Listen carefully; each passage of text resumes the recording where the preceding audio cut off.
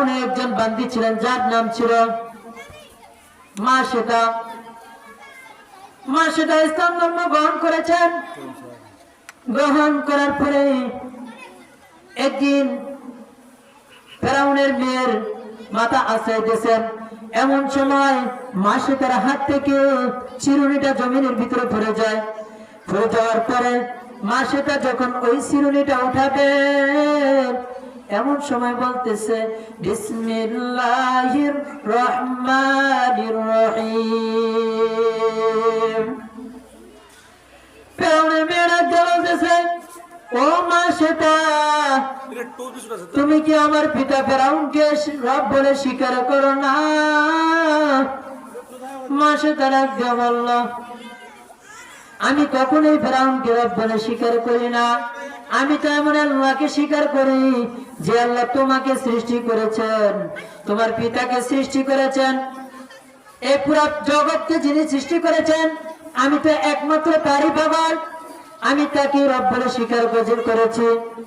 এবার ফেরাউনের মেয়ে ফেরাউনের কাছে গেলেন, যে বলতেছে হে ফেরাউন, আপনার ঘরের বান্দি আপনার ধর্ম থেকে আপনাকে রব বলে স্বীকার করে না। সে এমন একজন রবের ইবাদত করে যে রব নাকি তাকে সৃষ্টি করেছেন, আপনাকে সৃষ্টি করেছেন, যে রব নাকি আমাকেও সৃষ্টি করেছেন। এবার ফেরাউন মাশেতারে ডাক দিলেন, ও মাশেতা, তুমি আমার ঘরের বান্দি হইয়া তুমি কেন আমাকে রব বলে স্বীকার করো না? মাশেতা ডাক দিয়ে বলতেছে ও ফেরাউন, আমি কখনোই আপনাকে রব বলে স্বীকার করব না।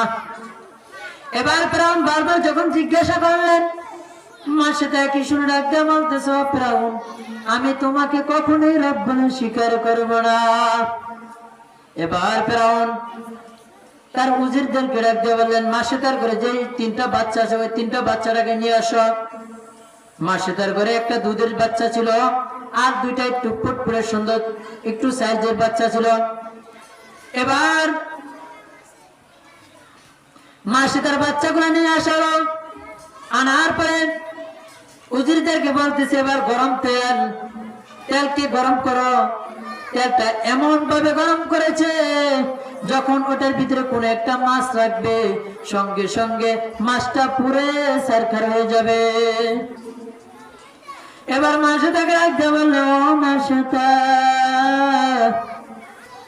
তোমার এই বাচ্চাটিকে দেখতেছে হাঁটতেছে, এখন যদি তুমি আমাকে রব বলে স্বীকার না করো তাহলে আমি তাকে তেলের ভিতরে ছেড়ে দেব।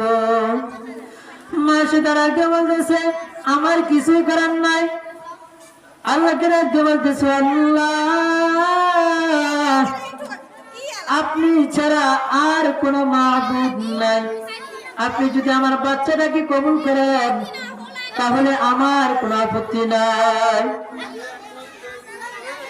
এবার মাশেতার হাঁটানো বাচ্চাটাকে তেলের ভিতরে ছেড়ে দিলেন। ছেড়ে দেওয়ার সাথে সাথে বস্তুগুলা পানির মতো হয়ে গেলেন। মাশেতা কান্না করতেছেন। এমন সময় ফেরাউন আবার ডাক দিয়ে বলতেছে, মাশেতা, তুমি কান্না করলে তোমার বাচ্চাদেরকে ছাড়া হবে না। তুমি যদি একবার বলো আমি তোমার রব তাহলে বাকি 2টা বাচ্চা বেঁচে যাবে। মাশেতা ডাক দিয়ে বলতেছেন, ও ফেরাউন, আপনাকে আমি রব বলে স্বীকার করতে পারবো না। এবার ফেরাউন বাকি যে বড় বাচ্চাটা ছিল ওই বাচ্চাটাকে তেলের ভিতরে ছেড়ে দিলেন। তেলের ভিতরে ছেড়ে দেওয়ার সাথে সাথে ওই বড় বাচ্চাটাও তার গোস্তের টুকরা গুলা পানির মতো হয়ে গেলেন, শুধু হাড্ডি গুলা এখনো পর্যন্ত আছে।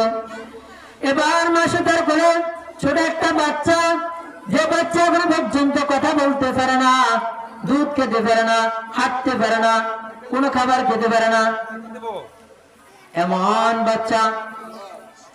এই বাচ্চাটাকে ফেরাউনের আদেশে তেলের কাছে নেওয়া হলো। যখন ছাড়বে এর পূর্বে মাশেতাকে ডাক দিয়ে বলতেছে, ও মাশেতা, তোমার 3টা বাচ্চার ভিতরে আমি তোমার 2টা বাচ্চাকে তেলের ভিতরে ছেড়ে দিলাম। বাকি তোমার আর একটা বাচ্চা আছে যেটা দুধের বাচ্চা। এখন যদি তুমি আমাকে রব বলে স্বীকার না করো, তাহলে এই তোমার দুধের বাচ্চাটাকে আমি তেলের ভিতরে ছেড়ে দেব। এমন সময় আল্লাহ পাক রব্বুল আলামিনের কুদরতে ওই বাচ্চাটার জবান খুলে দিল। ও বাচ্চাটা ডাক দিয়ে বলতেছে, ও মা,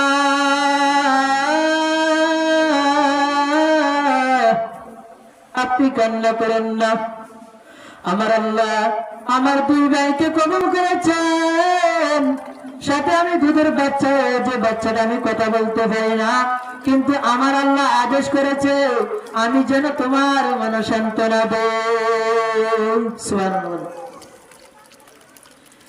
মা সেটাকে যখন এই আওয়াজ করলেন, তখন মা সেটা রাখতে বললেন, হে বাবা, আমি তোমাকে আমার আল্লাহর জন্য কোরবানি করে দিলাম, তোমার কোনো আপত্তি আছে কিনা?